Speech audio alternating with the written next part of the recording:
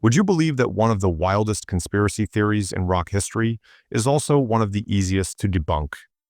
Because in the mid-1980s, a man named Matthew Trippe claimed he secretly replaced Nikki Sixx in Mötley Crüe, touring, recording, even helping write Shout at the Devil. But here's the twist. The more you examine his story, the more obvious it becomes that the whole thing couldn't have happened. Not unlikely, not far-fetched, impossible. And by the end of this video, you'll understand why no version of Matthew Trippe's claim could ever exist in the real world. In this video, we're going to break down why the touring schedule makes his claim mathematically impossible, why the recording sessions make his version collapse instantly, why the band's public scandals disprove his story instead of supporting it, and the one timeline mistake he made that destroys the entire myth. But before we get to that final mistake, we need to look at the first major flaw, the one that cracks the whole thing open. Trippe claimed he toured as Nikki Sixx during the Shout at the Devil period. Sounds dramatic, right? Except the band's touring history is one of the most well-documented paper trails in 80s metal. We have venue records, ticket stubs, backstage photos, magazine shoots, fan meet and greets, local news interviews.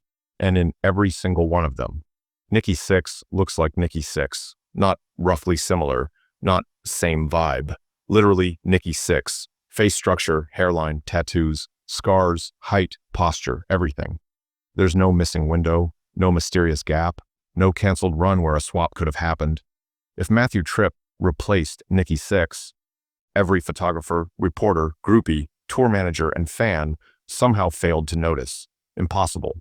But even if you gave Trippe the benefit of the doubt, even if you said, all right, maybe tours aren't airtight proof, the next piece of evidence destroys the entire conspiracy.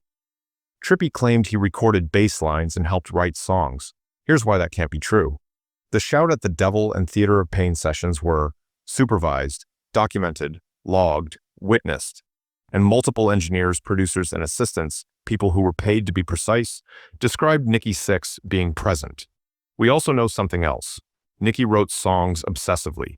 Old notebooks, scribbled lyrics, demo tapes, writing credits. His fingerprints are all over the band's early work.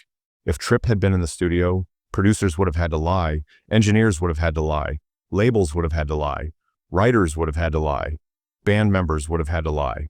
Not for a week, not for a month, but for 40 years, and not one of them ever slipped. Impossible. We'll talk about the timeline mistake in a second, the one that makes the whole story collapse. But first, something even crazier. Trippe's entire claim relied on chaos, that the band was so out of control that a swap could have happened. But the opposite is true. Crüe was constantly filmed, interviewed, photographed, arrested, hospitalized, tracked by tabloids. Their scandals were so big, so loud, and so frequent, you couldn't hide a cold, let alone a different human being. If Nikki Sixx vanished, every journalist in LA would have smelled blood. And instead of silence, what do we get? Nikki in magazines, Nikki on MTV, Nikki on tour, Nikki getting arrested, Nikki giving interviews, Nikki overdosing, Nikki in rehab, Nikki on camera. There is no empty space where Matthew Trippe could fit. And now, the mistake Trippe made that destroys the entire story. He claimed he was with the band during specific events we have photographic and video evidence of Nikki Sixx attending. He put himself at shows that have full concert footage. He described studio sessions that have documented rosters. He claimed to have played televised events where Nikki is visibly on camera. Trippe put himself in places where Nikki Sixx already was. Unless Nikki cloned himself? Impossible. So, yes, Matthew Trippe's story is entertaining, mysterious, a little spooky, perfect for metal folklore. But when you zoom out, when you compare his claims to real timelines, photos, interviews, studio logs, and basic logic, you don't just see flaws, you see something rock fans rarely admit. Some myths survive not because they're believable, but because they're fun to believe.